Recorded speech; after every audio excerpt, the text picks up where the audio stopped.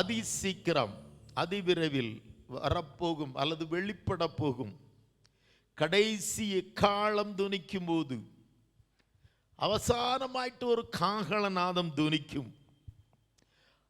അപ്പോൾ മണവാളൻ എന്ന് പറയും നമ്മുടെ കാന്തനാം യേശു വെളിപ്പെടും. നമ്മുടെ മണവാളനായ യേശു ക്രിസ്തു വെളിപ്പെടുവാർ.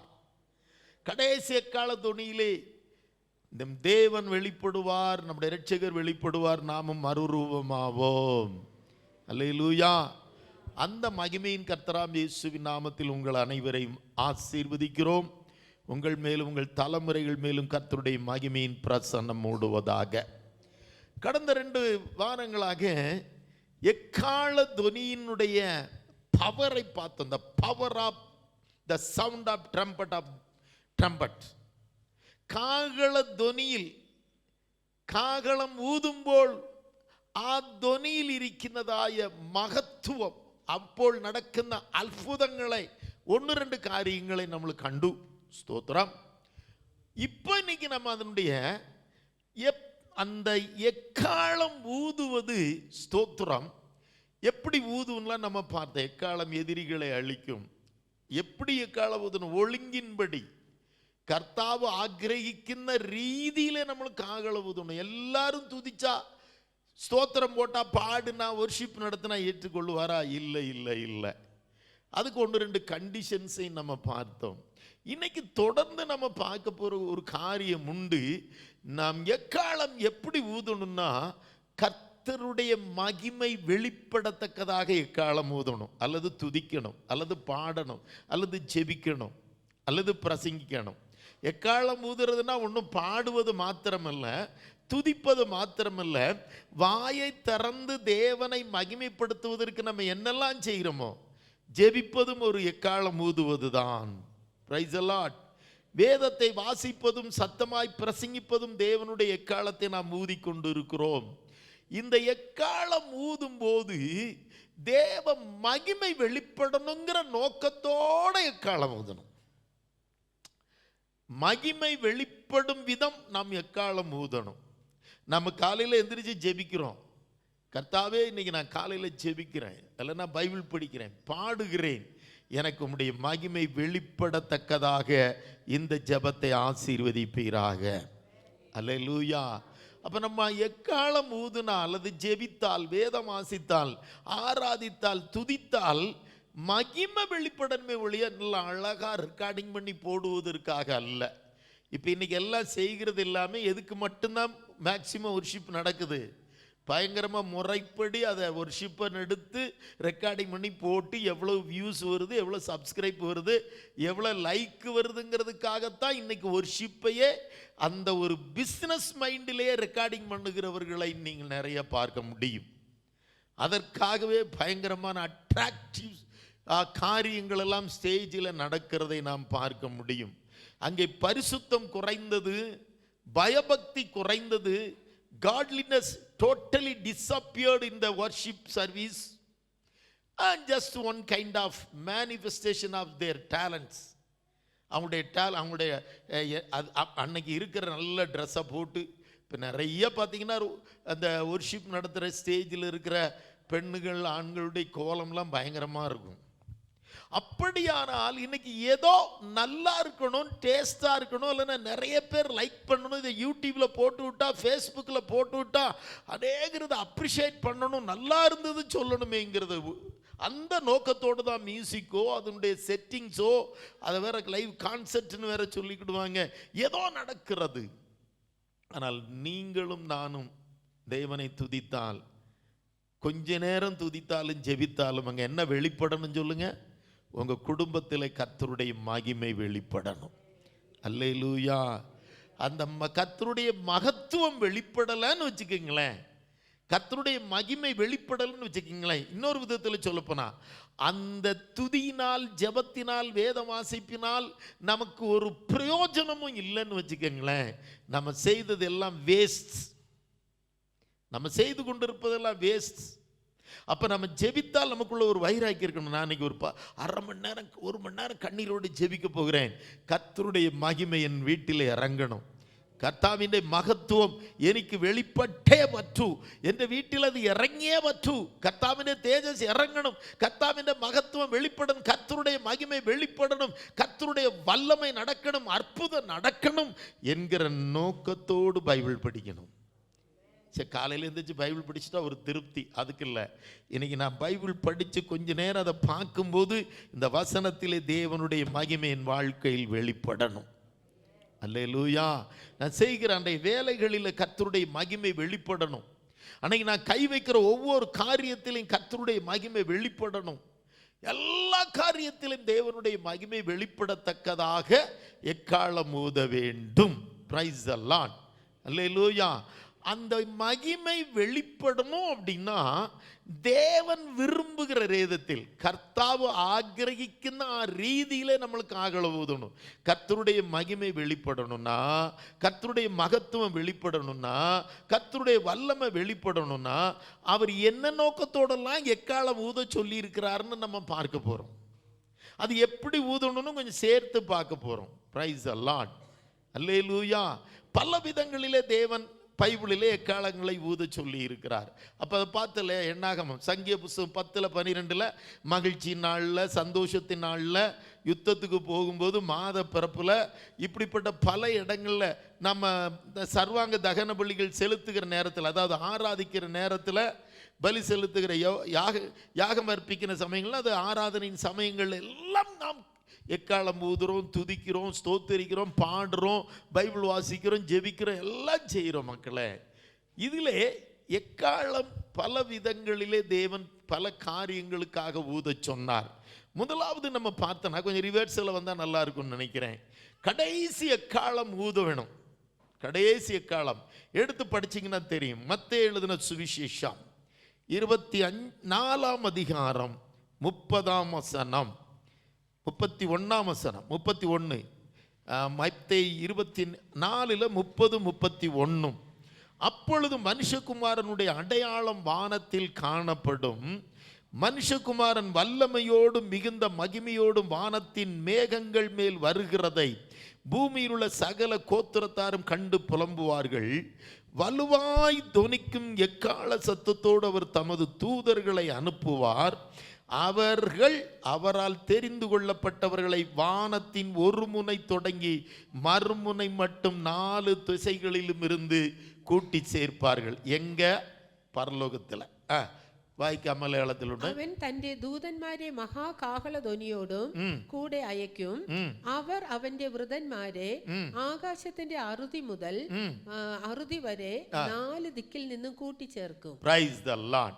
இங்கே ஒரு எதற்கு எக்காலம் ஊதணும்னு கர்த்தர் சொல்றார் பாருங்க. இங்கே ஒரு எக்காலம் ஊதும் போது ஜனங்கள், தேவனுடைய ஜனங்கள், யாருங்க?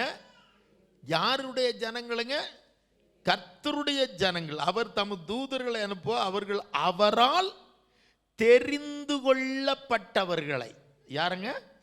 கர்த்தரால் தெரிந்து கொள்ளப்பட்டவர்களை, கர்த்தாவினால் தெரഞ്ഞെടുக்கப்பட்ட விருத்தன்மாரை, பிரைஸ் தி லார்ட், அவன் கூட்டி சேர்க்கும். அப்ப இங்க எதற்காக எக்காலம் ஊதணும்? எக்காலம் ஊதுனா என்ன நடக்கணும் சொல்லுங்க? ஜனங்கள் என்ன செய்யணும்?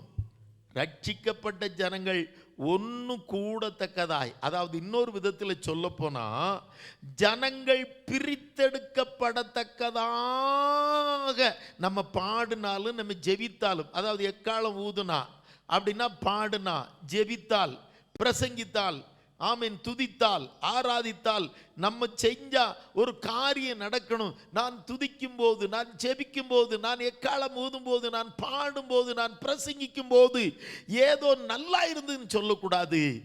பல ஜனங்கள் இந்த தேசத்தில் இருந்து, பாவத்தில் இருந்து பிரித்தெடுக்கப்படத்தக்கதாக நாம் எக்காலம் ஊதணும்.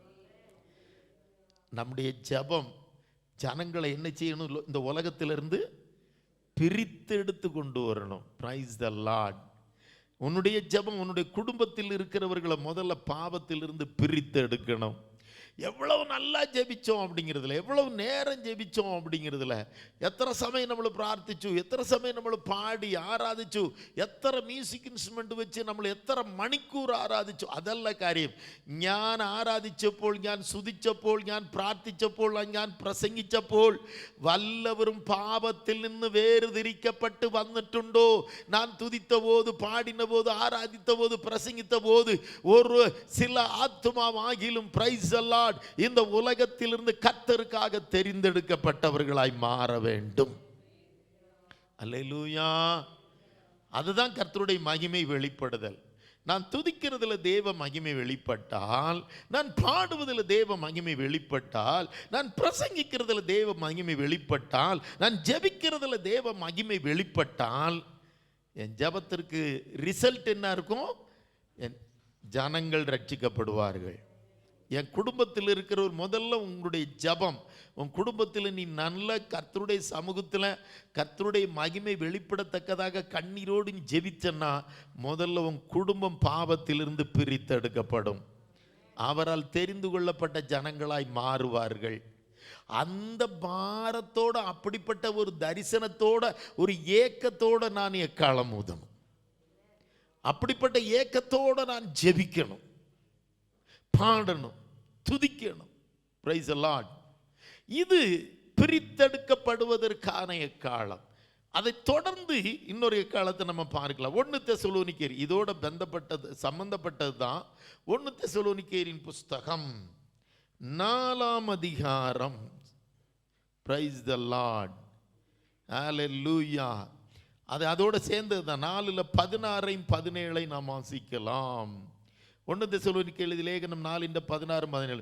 ஏனெனில் கர்த்தர் தாமே ஆரவாரத்தோடும் பிரதான தூதனுடைய சத்தத்தோடும் தேவ எக்காலத்தோடும் வானத்திலிருந்து இறங்கி வருவார். அப்பொழுது கிறிஸ்துவுக்குள் மரித்தவர்கள் முதலாவது எழுந்திருப்பார்கள். பின்பு உயிரோடு இருக்க நாமும் கர்த்தருக்கு எதிர்கொண்டு போக மேகங்களின் மேல் அவர்களோடு கூட ஆகாயத்தில் எடுத்துக்கொள்ளப்பட்டு இவ்விதமாய் எப்பொழுதும் கர்த்தருடனே கூட இருப்போம். ஆமென். കർത്താവ് താൻ ഗംഭീരനാദത്തോടും പ്രധാന ദൂതന്റെ ശബ്ദത്തോടും ദൈവത്തിന്റെ കാഹളത്തോടും കൂടെ സ്വർഗത്തിൽ നിന്ന് ഇറങ്ങി വരും. ക്രിസ്തുവിൽ മരിച്ചവർ മുമ്പേ ഉയർത്തെഴുന്നേൽക്കുകയും ചെയ്യും. പിന്നെ ജീവനോട് ശേഷിക്കുന്ന നാം അവരോട് ഒരുമിച്ച് ആകാശത്തിൽ കർത്താവിനെ എതിരേൽപ്പാൻ മേഘങ്ങളിൽ എടുക്കപ്പെടും. ഇങ്ങനെ നാം എപ്പോഴും കർത്താവിനോട് കൂടെ ഇരിക്കും. ഇങ്ങ ഒരു വാർത്തയെ നല്ല കവനിക്കണം ദൈവ മക്കളെ, നല്ല കവനിക്കണം. கடைசி எக்காலம் தொனிக்கும் போது அப்பொழுது கிறிஸ்துவுக்குள் மரித்தவர்கள் முதலாவது எழுந்திருப்பார்கள். அப்ப எக்காலம் ஊதுனா அங்க ஒரு அற்புதம் நடக்கணும். முதல்ல எக்காலம் ஊதுனா ஜனங்கள் லோகத்தில் இருந்து, மற்ற ஜனங்களிலிருந்து கர்த்தருடைய தூதன் எக்காலம் ஊதும் போது அங்கே பிரித்தெடுக்கப்படுகிறான். தேவ ஜனங்களும் இன்றைக்கு நாங்கள் பாடுகிறோம், ஆராதிக்கிறோம், துதிக்கிறோம் சொல்லிட்டு காரியம் இல்லை. நான் ஆராதித்ததினால், நான் ஆராதனை நடத்தினதினால், ஒர்ஷிப் நடத்தினதினால், மியூசிக் போட்டதினால் என்ன நடந்தது என்பதுதான் பிரதானம். நான் நடத்தின ஒர்ஷிப்பில் எத்தனை பேர் பிரித்தெடுக்கப்பட்டார்கள் கர்த்தருக்கென்று? நீ நடத்தின ஜபத்தில், நான் நடத்தின பிரசங்கத்தில் அது இல்லைன்னா நான் என்ன செஞ்சா வேஸ்ட். உங்கள் வீட்டிலையும் ஜனங்கள். இப்போ இங்கே பாருங்க, இங்கே எக்கால சத்தம் கேட்ட உடனே மரித்தவர்கள், கிறிஸ்துவுக்குள் மரித்தவர்கள் முதலாவது என்ன செய்வார்களாம்? அப்போ அந்த எக்கால சத்தத்தினுடைய ரிசல்ட் என்ன செய்கிறது? கர்த்தருக்குள்ள மரித்திருக்கிறவர்களையும் உயிர்த்தெழச் செய்யக்கூடிய வல்லமை தேவனுடைய எக்கால சத்தத்தில் உண்டு. அல்லேலூயா. கர்த்தருடைய எக்கால சத்தம் பிரதான தூதனுடைய சத்தத்தோடும் தேவ எக்காலத்தோடும், நல்ல கவனிங், தெய்வத்தின் காகள துனியோடு கூட, தெய்வத்தின் காகளத்தோடு கூட.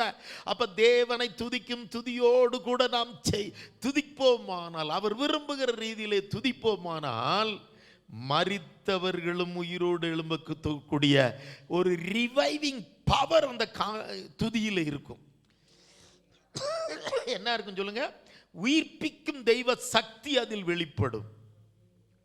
மரித்து கிடக்கிறவர்களை உயிர்ப்பிக்கிற தெய்வ சக்தி. நம்ம ஜெபிக்கிற ஜெபத்தில், நம்ம பாடுற பாடல்ல, இந்த கடைசி நாட்களில் எது இல்லாமல் எதனும் ஒரு பெரிய இந்த சாதனைக்காக, அச்சீவ்மெண்ட்டுக்காக என்னெல்லாமோ நடக்குதுங்க. இத்தனை மணி நேரம் ஒர்ஷிப், இத்தனை மணி நேரம் பாட்டு, இத்தனை மணி நேரம் ஆராதனை.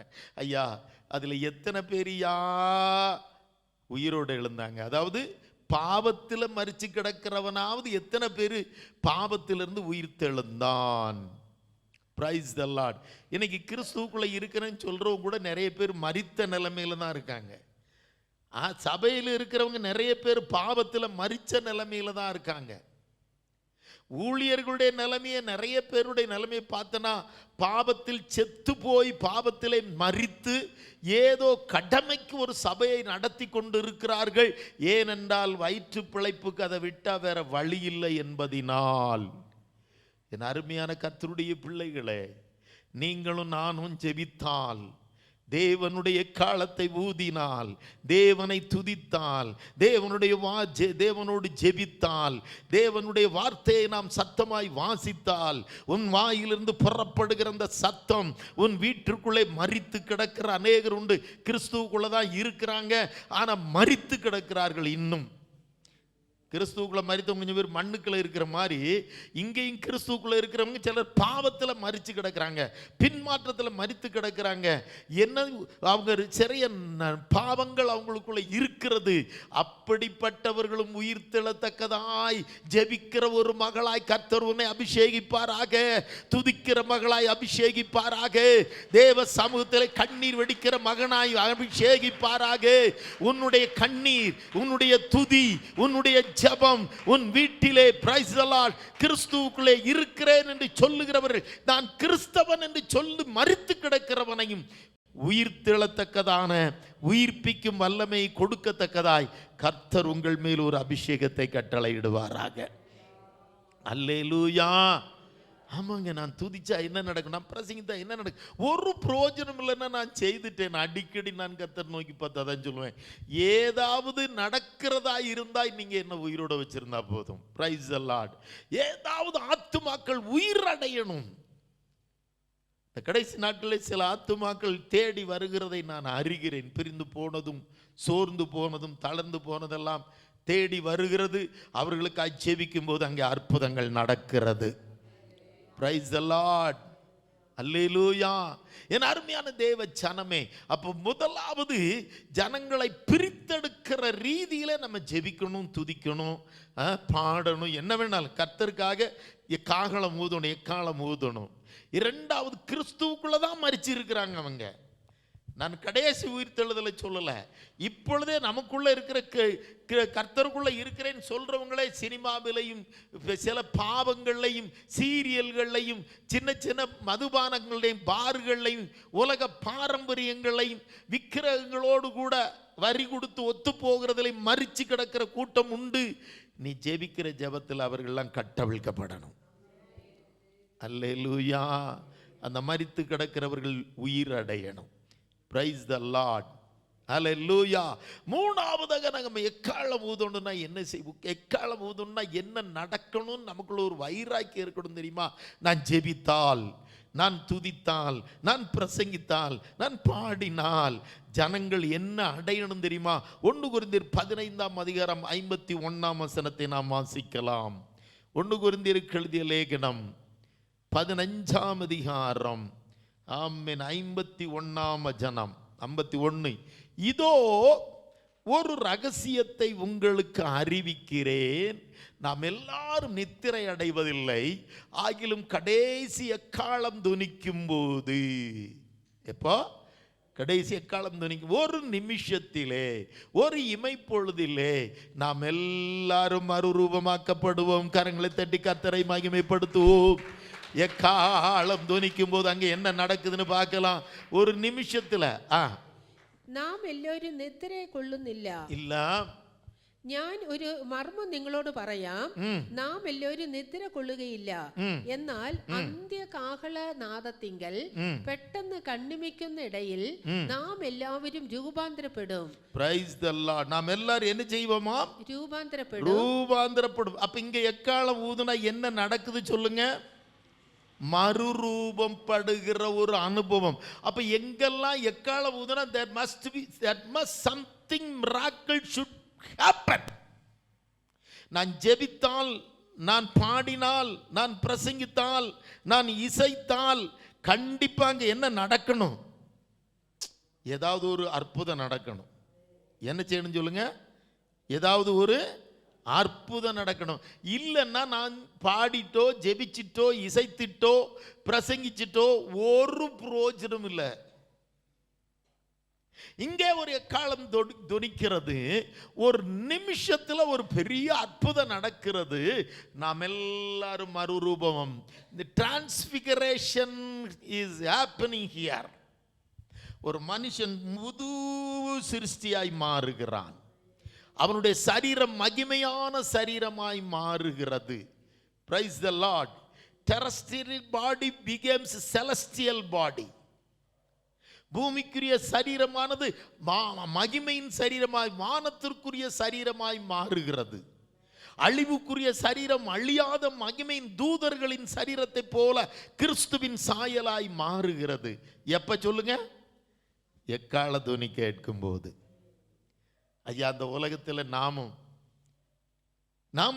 பாடும்போதும் செபிக்கும் நமக்குள்ள அந்த ஒரு வைராக்கியம் இருந்தால் தான் கொஞ்சம் கொஞ்சமாவது நடக்க ஆரம்பிக்கும். நானும் பாடும்போது, ஜெபிக்கும் போது, துதிக்கும் போது, பிரசங்கிக்கும் போது, ஆண்டவரே என்னுடைய சத்தத்தை கேட்கிறவர்கள் மறுரூபம் அடைவதற்கு, ரூபாந்தரம் பிராபிப்பானாய் ஒரு சக்தி வெளிப்படணுமே.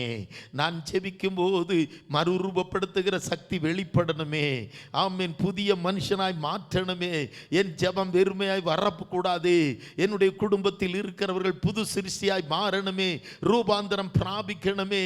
கர்த்தாவை நான் பிரார்த்திச்சு வல்ல பிரயோஜனம் உண்டோ, അല്ലെങ്കിൽ சுதிச்சு வல்ல பிரயோஜனம் ഉണ്ടോ? ഇന്ന് എന്നെ തന്നെ ഞാൻ ഏൽപ്പിക്കുകയാണ്. മറ്റുള്ളവർ രൂപാന്തരം പ്രാപിക്കുന്ന രീതിയിലെ என்னுடைய குடும்பத்தில் இருக்கிற என்னுடைய சொந்த பந்தங்கள், ரட்சிக்கப்படாதவர்கள், இன்னும் பாவத்தில் அந்தகாரத்தில் இருக்கிற மாம்சத்தில் இருக்கிறவர்கள் மறுரூபம் அடையத்தக்கதாய் எக்காலம் ஊதுகிற ஒரு கிருபையை எனக்கு தாரும். அல்லேலூயா. ஏதாவது ஒரு அற்புதம் நடக்கட்டும் ஆண்டவரே. ஜனங்கள் பிரிந்து வரத்தக்கணும், ஜனங்கள் உயிரடையணும். மரித்து கிடக்கிறவர்கள் ஜனங்கள் மறுரூபம் அடையணும். அந்த வைராக்கியத்தோடு நீங்கள் ஒரு 10 நிமிஷம் ஜெபிச்சு பாரு, உங்களுக்குள்ள கண்ணீர் வர ஆரம்பிக்கும். ஆண்டவரே, இத்தனை வருஷம் ஜெபிக்கிறேனே, என் புருஷன், என்னுடைய பிள்ளைகள், என்னுடைய மாமியார், என்னுடைய உடன்பிறப்புகள், என்னோடு இருக்கிறவர்கள் இன்னும் ஒரு மறுரூபம் உண்டாகலையே, பாவத்திலிருந்து உயிரடையிலேயே. கர்த்தாவே, என்னுடைய குறைகளை மன்னியும், என்னுடைய குற்றங்களை மன்னியும். நான் மணிக்கணக்கிலே, நாள் கணக்கிலே, ஆமென், ஹல்லேலூயா, எக்காலம் ஊதிட்டோ, ஜெபிச்சிட்டோ, பிரசங்கித்துட்டோ, அலறி இசைத்து விட்டோ, பிரைஸ் அண்ட் வர்ஷிப் நடத்தி விட்டோ, ஒரு பிரயோஜனமும் இல்லை. ஜனங்கள் பிரித்தெடுக்கப்படாவிட்டால் ஒரு பிரயோஜனமும் இல்லை. ஜனங்கள் பாவத்திலிருந்து உறங்கி கிடக்கிற சபை உயிரடையாவிட்டால், தூங்கி கொண்டு இருக்கிற, உறங்கி கொண்டு இருக்கிற, மரித்து கிடக்கிற கிறிஸ்தவர்கள் உயிரடையாவிட்டால் ஒரு பிரயோஜனமும் இல்லை. இன்னும் ஆண்டவரே, உயிரடைந்தவர்கள் இன்னும் மறுரூபம் அடையணும். உயிரடைந்தவர்கள் இன்னும் என்ன செய்யணும்? நான் உயிரோடு இருக்கிறேன்னு சொல்ற கிறிஸ்தவன் இன்னும் மகிமையின் மேல் மகிமை அடையணும். ஹல்லேலூயா. glory over glory. praise the Lord. மகிமையின் மேல் மகிமை அடைந்து மறுரூபம் அடைந்து தேவ சாயலாய் மாறும் பொழுதுதான் என்னுடைய பிரைஸ் அண்ட் வர்ஷிப்புக்கு, என்னுடைய ஆராதனைக்கு, என்னுடைய ஜெபத்திற்கு அங்கே பிரதிபலன் உண்டு. அல்லேலூயா. அப்ப மகிமை வெளிப்படத்தக்கதாக நாம் ஜெபிக்கணும், துதிக்கணும், பாடணும், ஊழியம் செய்யணும், இசைக்கணும், ஒரு பிரைஸ் அண்ட் வர்ஷிப் நடத்தணும் அப்படிங்கிற எண்ணம் நமக்கு வரணும்.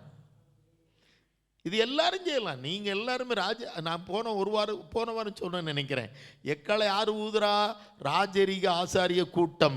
ஆமென், ஹல்லேலூயா.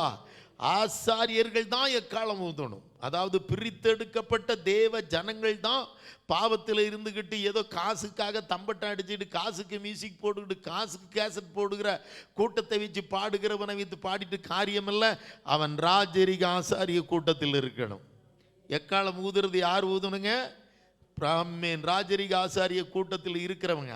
அவன் என்னத்தையும் சுமக்கணும்னு சொன்னேன். கர்த்தருடைய வசனத்தில் சுமந்து கொண்டு எக்காலம் ஊதணும்.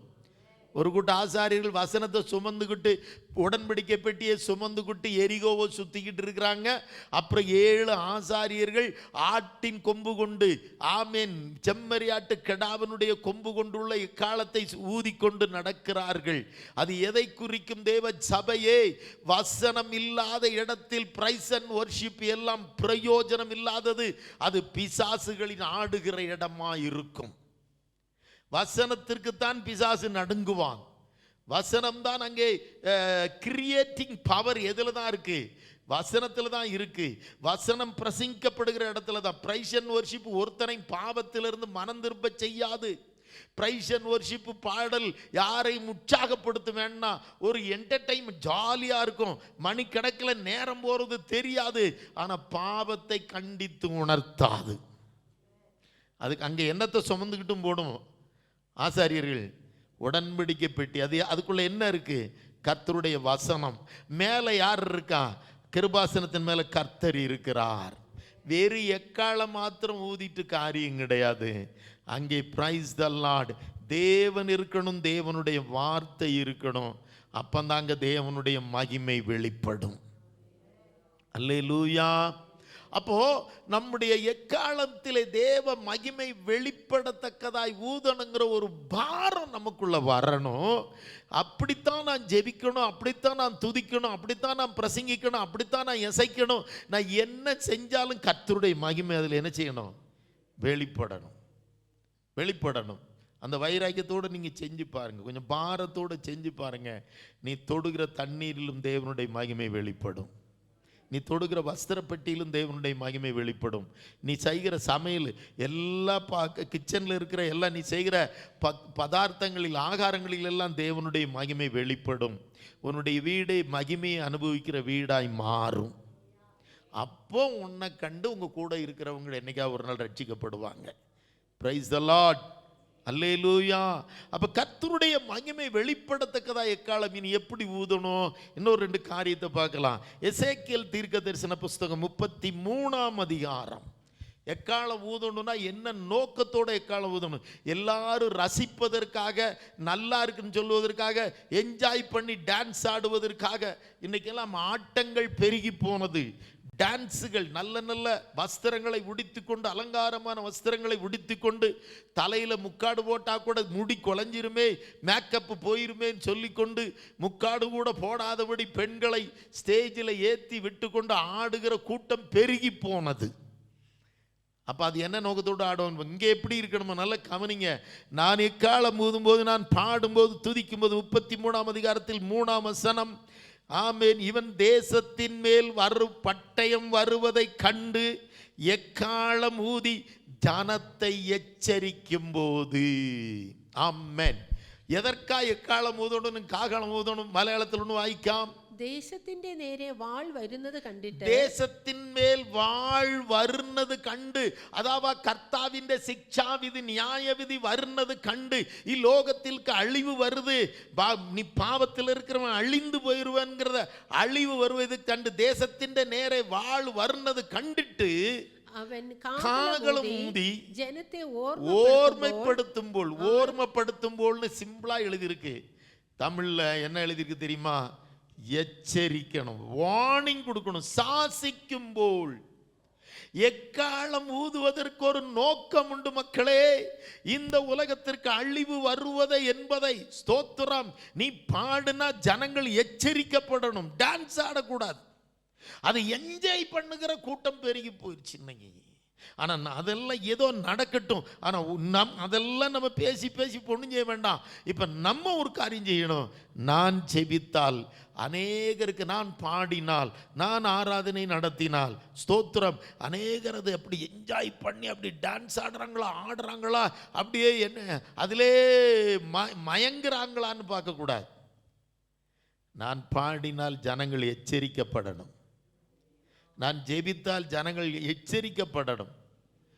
என்ற കാഹളനാദത്തിൻ്റെ ധ്വനി ജനങ്ങളെ ശാസിക്കണം. മക്കളെ, ഇതാ വാൾ വരുന്നുണ്ട്, ഇതാ ശിക്ഷാവിധി വരുന്നുണ്ട്, ഇതാ ന്യായവിധി വരുന്നുണ്ട് എന്നും പറഞ്ഞ് കാഹളം ഊതണം. എല്ലാവരും ആനന്ദിക്കുന്ന രീതിയിൽ, എൻജോയ് ചെയ്യുന്നതിലെ രീതിയിലല്ല നമ്മൾ കാഹളം ഊതേണ്ടത്. நாம் எக்காலம் ஊதுவது அநேக நல்லா இருந்தது சொல்லுவதற்கல்ல, அதிலையும் தேவனுடைய மகிமை வெளிப்பட்டு அங்கே ஜனங்கள் எச்சரிக்கப்படணும். எதுக்கு எக்காலம் ஊதணும்? ஜனங்கள் எச்சரிக்கப்படணும். உன் ஜெபம் உங்கள் வீட்டில் இருக்கிறவங்களை ஆவியானவர் இறங்கி அவர்களுக்கு ஒரு வார்னிங் கொடுக்குற விதத்தில் நீ பாரத்தோடு கர்த்தருடைய சமூகத்தில் உன் வாயை திறந்து நீ ஜெபிக்கிற ஜெபம் தேவனுடைய ஒரு எக்கால சத்தமாய் மாறும். அல்லேலூயா, அல்லேலூயா. இது இல்லாமல் இதுக்கு அப்புறம் தான் 1-2 எக்காலம் ஊதும் போது அங்கே எரிகோ கோட்டையும் உடையும். என்ன உடைஞ்சது? எரிகோ கோட்டையில் உடையத்தக்கதாய் தகர்ந்து போகத்தக்கதாய் தேவனுடைய மகிமை வெளிப்பட்டது. அதுதான் நான் சொன்னேன். அதில் இன்னொரு கண்டிஷனையும் சொல்லிடுறேன். இன்றைக்கி நிறைய பேர் நீ சும்மா எக்கால ஊது, சுற்றி சுற்றி ஊது, விழுந்துருங்கிறானுங்களே. அது திரும்பவும் நான் சொல்கிறேன் கவனிங்க. இது நிறைய திரும்ப இது யூடியூப்பில் கிடக்கனால சொல்லப்பட வேண்டிய காரியம். யோசுவாவின் புஸ்தகம் 6ஆம் அதிகாரத்தில் ஸ்தோத்திரம், ஹல்லேலூயா, 4ஆம் வசனத்திலிருந்து நான் உங்களுக்கு சொல்லுகிறேன். Price the Lord. 7 ஆசாரியர் பெட்டிக்கு முன்பாக 7 கொம்பு எக்காலங்களை பிடித்து கொண்டு போக வேண்டும். 7ஆம் நாளில் பட்டணத்தை 7 தரம் சுற்றி வர கடவர்கள். ஆசாரியர்கள் எக்காலங்களை ஊத வேண்டும். யோசுவா 6:4 7 புரோகிதன்மார் ஆட்டின் கொம்பு கொண்டுள்ள 7 எக்காலங்களை காகளங்கள் பிடிக்கணும். പെട്ടകത്തിന്റെ മുമ്പിൽ നടക്കണം. ആമേൻ. 7ஆம் ദിവസം 7 പ്രാവശ്യം പട്ടണത്തെ. சரி 7 இங்க அநேக இடங்கள்ல பார்க்கிறோம். 7ஆம் நாள் 7 ஆசாரியர்கள், 7 கொம்பு, 7ஆம் நாளிலே 7 பிராവശ്யம் 7 தடவை சுத்தணும்.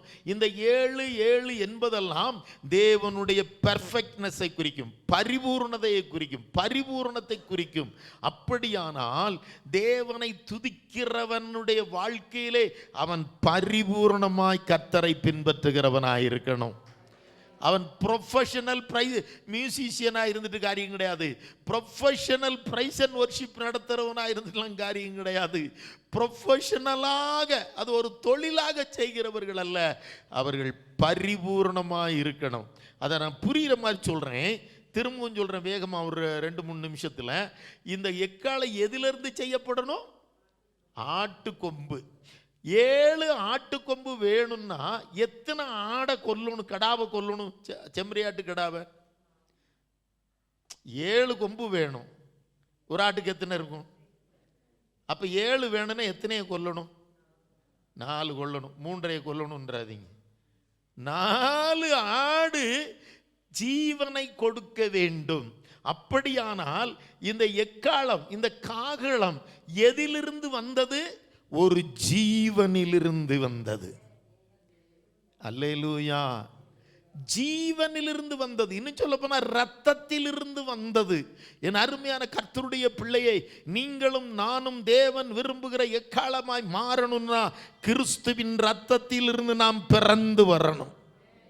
கிறிஸ்துவின் ரத்தத்தில் பிறக்காதவை, கிறிஸ்துவின் தியாகத்திலிருந்து வெளியே வராதவை, அதுவும் பூரணமா வரணும். 7ங்கிறது பூரணமாய் கிறிஸ்துவின் ரத்தத்தில் பிறந்து கிறிஸ்துவுக்குள்ள பூரணமாய் இருந்து கொண்டு வசனத்தையும் சுமந்து கொண்டு வரணும்.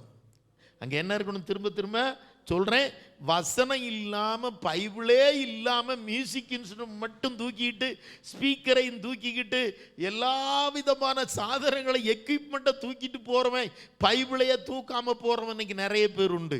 பைபிள் தவிர வேறு எல்லாம் இருக்கும். ரெக்கார்டிங் பண்ணுறதுக்குரிய சாதனங்கள் ஃபுல்லாக இருக்கும், கேமரா இருக்கும், அதை ஷூட்டிங் எடுக்கிறதுக்கு எல்லாம் இருக்கும், மியூசிக் இருக்கும், சர்வமும் இருக்காங்க. யாரும் எது மட்டும் கொண்டு வந்திருக்க மாட்டான்? பைபிள் இல்லாமல் தான் போய் செஞ்சுக்கிட்டு இருப்பாங்க. நமக்கு எப்பவும் கர்த்தருடைய வார்த்தை சுமந்து கொண்டு எக்காலம் ஊதணும். நல்ல இரத்தத்திலிருந்து அந்த எக்காலம் எதிலிருந்து வந்ததுங்க? 4 ஜீவன்கள் இரத்தம் சிந்தினதினால் அதிலிருந்து வந்தது தான் இந்த எக்காலம். அல்லேலூயா.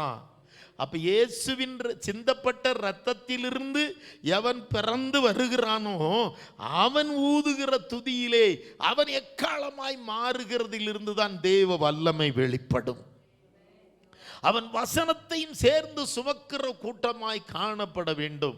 7 என்பது பரிபூரணத்தை குறிக்கும். அவன் பரிபூரண இருதயத்தோடு உன் தேவனாகிய கர்த்தரிடத்தில் எப்படி அன்பு கூறணுமோ, உன் தேவனாகிய கர்த்தரிடத்தில் உன் முழு இருதயத்தோடும் உன் முழு ஆத்மாவோடும் உன் முழு பலத்தோடும் அன்பு கூர்ந்து. அப்படின்னா வேதம் வாசிக்கும் போதோ, ஜெபிக்கும் போதோ, பிரசங்கிக்கும் போதோ, துதிக்கும் போதோ, தேவனுக்கு எதையாவது நீ செய்யும் போதோ உன் முழு இருதயத்தோடும் பரிபூர்ண இருதயத்தோடு தேவனிடத்தில் சிநேகிக்கிறவர்களாய் இருக்கும் பொழுது மாத்திரம்தான் நம்முடைய ஜெபத்திலிருந்து வல்லமை புறப்படும், நம்முடைய பிரசங்கத்திலிருந்து வல்லமை புறப்படும், நம்முடைய வேத வாசிப்பிலிருந்து வல்லமை புறப்படும், நம்முடைய இசையிலிருந்து வல்லமை புறப்படும், நம்முடைய பாடலில் இருந்தும் பாட்டுகளில் இருந்தும் வல்லமை புறப்படும். அல்லேலூயா. எல்லாம் வேணுங்க. சுருக்கி சொல்ல போனால் இரத்தத்திலிருந்து வந்தது, நாமும் ஜீவனை கொடுத்து ஜீவ பலியா நம்மை மாற்றி கிறிஸ்துவின் ரத்தத்தில் நம்மெல்லாம் பிறந்திருக்காம நல்லா பார்த்துக்கணும். இயேசுவின் ரத்தத்தினால் நாம் பாவம் பூரணமாய் கழுவப்பட்டிருக்கணும். அங்கங்கே கொஞ்சம் பொய், புரட்டு, எரிச்சல், விபச்சார, வேசித்தனம், சினிமா, மோகம், அது இது. நல்ல நாளில் மட்டும்தாங்க தண்ணி அடிக்கிறோம்னு சொல்கிற மாதிரி கொஞ்சம் குடிக்கிறோம், கொஞ்சம் அடிக்கிறோம், கல்யாணத்தில் மரணத்தில் அப்படின்னு சொல்கிற மாதிரி இல்லை. நீ பரிபூர்ணமாய் கர்த்தருக்கு பரிசுத்தவானா இருக்கணும். யார் எதுவும் செஞ்சுட்டு போட்டான், நீங்கள் எப்படி இருக்கணும்? கல்யாணத்தில் நிறைய நடக்கலாம், ஆனால் நீ போகலாம். ஆனால் நீங்கள் எப்படிப்பட்ட எக்காலம்? இயேசுவின் ரத்தத்திலிருந்து வெளிவந்த எக்காலம். அங்கே நீங்கள் எப்படிப்பட்ட மக்களாக இருக்கணும்? பரிபூர்ணமாய் கிறிஸ்துவை வெளிப்படுத்தணும்.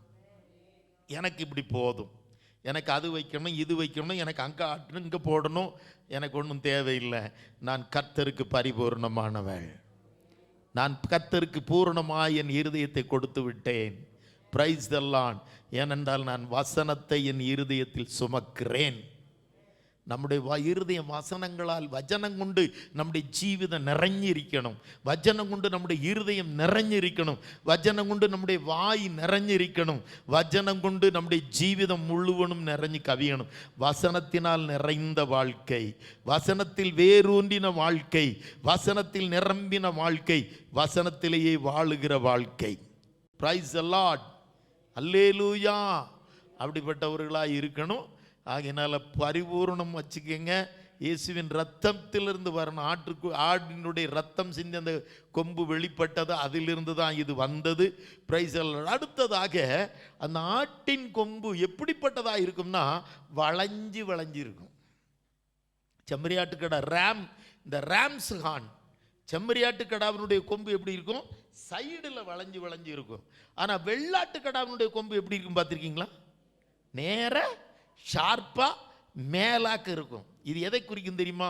அகங்காரத்தை குறிக்கும். எதுக்கு வளைஞ்சு கொடுக்க மாட்டேன் நான்.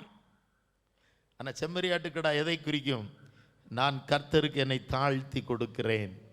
செம்மறியாட்டுக்கடாவினுடைய கொம்பு சைடில் போகும், மேலே போகாது. இது நேர மேலே ஆண்டவருக்கே எதிர்த்து நிற்கிற அகங்காரம். பெருமை உள்ளவர்களுக்கு தேவன் எதிர்த்து நிற்கிறார்.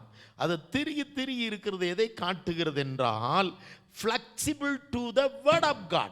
We should see, நம்ம தேவனுடைய வசனத்திற்கு நாம் வளைந்து கொடுக்கிறவர்களாய் காணப்பட வேண்டும். வசனத்தை நமக்கு ஏற்ற மாதிரி வளைக்க கூடாது. We should not bend the word of God according to our itchings. நம்முடைய இச்சைக்கேற்றபடி வசனத்தை நம்ம எடுத்துக்கிட கூடாது. We should bend ourselves. We should commit ourselves according to the word of God. கர்த்தருடைய வசனத்திற்கு ஏற்றபடி நாம் வளைந்து கொடுக்கணும். இன்றைய உலகம் பிரசங்கியார்களை என்ன செய்ய ஆரம்பிச்சிட்டாங்க தெரியுமா? நம்மளை இனி கூப்பிட மாட்டாங்கல்ல, நமக்கு ஆத்துமாக்கள் வராது, இல்லைன்னா நமக்கு காணிக்க வராதுன்னு சொல்லி ஜனங்களுக்கு ஏற்றது போல வசனத்தை என்ன செய்ய ஆரம்பிச்சிட்டாங்க? வளைச்சி பிரசங்கம் பண்ண. அது செஞ்சால் பரவாயில்ல, இது செஞ்சால் பரவாயில்ல, ஊரோட அப்படிலாம் போனால் பரவாயில்ல, நம்ம தனியாக நின்னா நம்மளை உங்களெல்லாம் ஊருக்காரங்க பாய்ப்பான்ல, நீ ஜாதகம் பார்த்தா பரவாயில்ல, நீ நாள் பார்த்தா பரவாயில்ல, நீ பந்தக்கால் நட்டினா பரவாயில்ல, நீ கொண்டு போய் அங்கே அவனுக்கு வரி கொடுத்தா ஊர் வரி கொடுத்தா பரவாயில்ல, உன்னால் நீ நிற்க முடியாதுன்னு சொல்லி பிரசங்கிக்கிறவனே உண்டு. எல்லாரும் வரணும்னா நீ அதை போடு, இதை போடு, அப்படி வச்சுக்க, இப்படி வச்சுக்கோ, நிறைய காரியங்கள் சொல்கிறாங்கங்க. ஊரோட ஒத்து போனால் போதும். ஆத்துமாக்கள் தான் நமக்கு எண்ணிக்கை வரணும் அப்படின்னு பார்க்குறான். இது என்னதுன்னா வசனத்தை ஜனங்களுக்கு ஏற்ற மாதிரி வளைக்கிறது. ஆனால் உண்மையான பிரசங்கியார் எப்படி செய்வான் தெரியுமா? ஜனங்களை வசனத்துக்கு ஏற்ற மாதிரி வளைச்சு கொண்டு வருவான். அல்லேலூயா.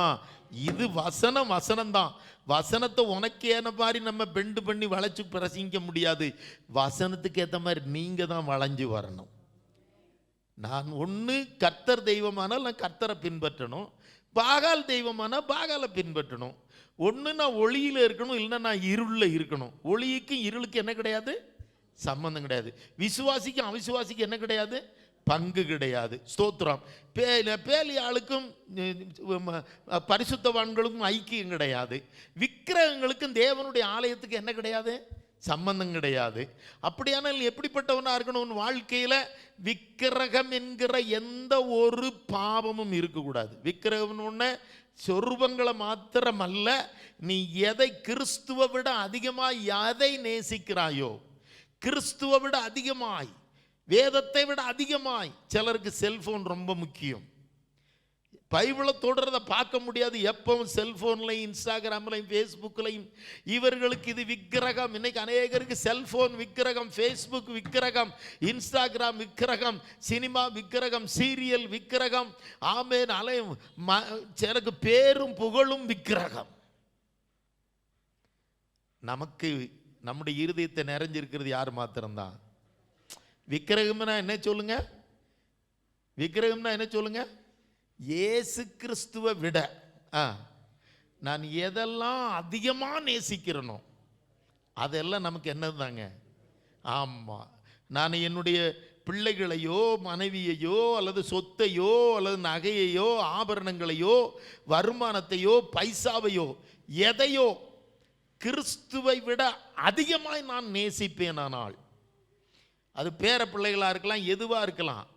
உதாரணத்துக்கு இன்றைக்கி ஆராதனை, பேர பிள்ளைக்கு ரொம்ப சோகம் இல்லை, ஆஸ்பத்திரியில் வச்சிருக்கு. என்ன செய்யறது? முதல்ல எது முக்கியம்? நீ அங்கே இருக்கிறதுனால அது பிழைக்க போகிறது இல்லை. நீ கர்த்தரை ஆராதிச்சா அங்கே கர்த்தரை அற்புதம் செய்வார். நீ அங்கே இந்த பெட்டை சுற்றிக்கிட்டு 4 பேர் 5 பேர் ஒரு பிள்ளையை சுற்றிட்டு 10 பேர் இருக்கிறதுனால அங்கே அற்புதம் நடக்காது. நீ முதலிடம். அதான் ஆண்டவர் சொல்லிட்டாரு, என்னிலும் அதிகமாய் இந்த உலகத்தை நேசிக்கிறவன், மனைவியை நேசிக்கிறவன், பிள்ளைகளை நேசிக்கிறவன், வீடு வாசல்களை நேசிக்கிறவன் எனக்கு சீஷனாக இருக்க முடியாது. அப்போ முதல்ல நம்முடைய சிநேகம், நம்முடைய இருதயம் யாருக்கு தான்? அப்போ விக்கிரகம்னா என்ன? கிறிஸ்துவை விட, கிறிஸ்துவின் வசனத்தை விட நீ எதற்கு இம்பார்ட்டன்ஸ் அதிகமாய் கொடுக்கிறாயோ, ஆராதனையை விட கிறிஸ்துவை விட நீ எதற்கு இம்பார்ட்டன்ஸ் கொடுக்கிறாயோ, சொந்தமோ பெந்தமோ ஆபரணமோ, ஆமென், அது என்ன காரியமோ அதற்கெல்லாம் உனக்கு விக்கிரகம். இதெல்லாம் விட்டு வெளியே வரணும். விக்கிரகத்திற்கும் தேவனுடைய ஆலயத்திற்கு என்ன இல்லை? சம்பந்தம் இல்லை. எல்லாரும் வேணும். ஆனால் முதல்ல யார் வேணும்? முதல்ல யார் வேணும்? கர்த்தரும் அவருடைய வார்த்தையும் அவருடைய ஆராதனையும் நமக்கு முதல்ல வேணும். அதுக்கப்புறம் நமக்கு அதில் அப்புறம் தான் செகண்ட் திங், தேர்ட் திங், அதெல்லாம் ப்ரைஸ் எல்லாம். இப்படி இருந்துட்டு நீ எக்கால போதுன்னா நீ ஜெபிச்ச ஜபத்திற்கு பலன் கிடைக்கும், நீ பாடுவதற்கு பலன் கிடைக்கும், நீ துதிப்பதற்கு பலன் கிடைக்கும், நீ பிரசங்கிப்பதற்கு பலன் கிடைக்கும். அப்படியானால் இந்த நாளில் ஒரு சின்ன காரியம்தான், ரொம்ப ரொம்ப ஆழமாக இருந்து கொஞ்சம் புரிகிற மாதிரி உங்களுக்கு எடுத்து கொடுக்க வேண்டியது இருக்குது. இது சாதாரணமான பிரசங்கம் அல்ல. எனக்கு எல்லாரும் மத்தேயு, மார்க்கு, லூக்கா, யோவான் சங்கீதத்திலே தான் அவன் 50 வருஷம் பிரசங்கம் பண்ணாலும் மத்தேயு, மார்க்கு, லூக்கா, யோவான்ல இருந்து தான் அந்த பிரசங்கம் வரும்.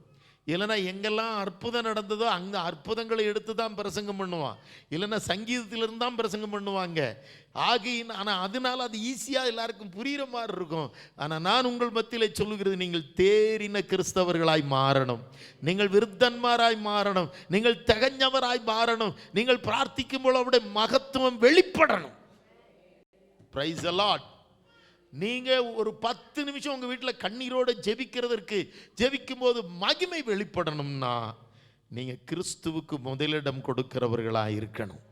ரத்தத்தில் வெளிப்பட்ட எக்காலமாய் நீங்கள் இருக்கணும். இயேசுவின் ரத்தத்தில் கழுவப்பட்டவர்களாய் பூரணமாய் கிறிஸ்துவுக்கும் உங்கள் இருதயத்தையும் வாழ்க்கையும் அர்ப்பணித்தவர்களாய் இருக்கணும். உங்களுக்குள்ளே ஒரு பாரம் இருக்கணும். நான் எக்காலம் போதுனா ஜனங்கள் பிரித்தெடுக்கப்படணும். நான் எக்காலம் போதுனா இந்த உலகத்தில் கிறிஸ்தவராய் இருந்துக்கிட்டே மரித்து கிடக்கிறவர்கள் உயிரடையணும். நான் எக்காலம் போதுனா உயிரோடு இருக்கிற கிறிஸ்தவனும் மறுரூபம் அடையணும். அல்லேலூயா. நான் எக்காலம் ஊதுனா அதுக்கப்புறம் கோட்டைகளும் தகரணும். எப்படி ஊதணும்? மகிமை வெளிப்படத்தக்கதாக ஊதணும். நான் புரியுமா சொல்கிறேன்? நம்ம எப்படி ஜெபிக்கணும்? கர்த்தர் இறங்கி மகிமையை வெளிப்படுத்தத்தக்கதாக நம்ம ஜெபிக்கணும். கர்த்தர் இறங்கி அற்புதம் செய்யத்தக்கதாக ஜெபிக்கணும். மகிமையின் தேவன் இறங்கி உன்னை தொடத்தக்கதாய், உன் வீட்டில் இருக்கிற தண்ணீரையும் அப்பத்தையும் வருமானத்தையும் சரீரத்தையும் தொடத்தக்கதாய் நீ ஜெபிக்கணும். அப்படி ஜெபிக்கும்போது எப்படி ஜெபிக்கணும்? நாம் எல்லாரும் கிறிஸ்துவின் இரத்தத்தில் வெளிப்பட்டவர்களாக இருக்கணும். பரிபூர்ணமாய் அவருக்கு கீழ்ப்படுகிறவர்களாக இருக்கணும். உலகமும் வேணும், இயேசு வேணும்னு இல்லை, எனக்கு இயேசு போதுமே.